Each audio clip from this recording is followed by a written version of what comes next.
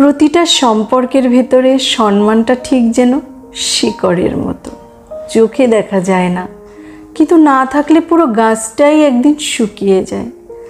যেখানে সম্মান নেই সেখানে ভালোবাসার শব্দটা শুধু মুখের কথা হয়ে থাকে, ভেতরে ভেতরে জমতে থাকে অভিমান, ক্লান্তি আর না বলা হাজারটা কষ্ট।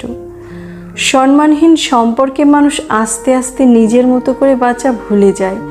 নিজের ইচ্ছে, নিজের অনুভূতি সব কিছু চাপা পড়ে যায় কারো খুশির জন্য।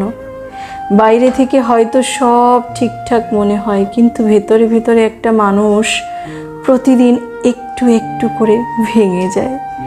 এই সম্পর্কগুলোতে ভালোবাসা থাকে না, থাকে শুধু নীরবতা আর এক রকমের সমঝোতা, যেটা আসলে মেনে নেওয়া নয় বরং হার মানা এক গল্প।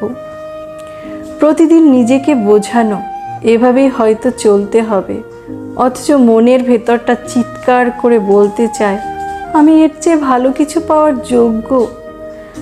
আর সেই সমঝোতার মাঝেই জীবনটা ধীরে ধীরে নিঃশেষ হতে থাকে। হাসির আড়ালে লুকিয়ে থাকে কান্না, কথা বলার ইচ্ছে থাকলেও ঠোঁট বন্ধ হয়ে যায়।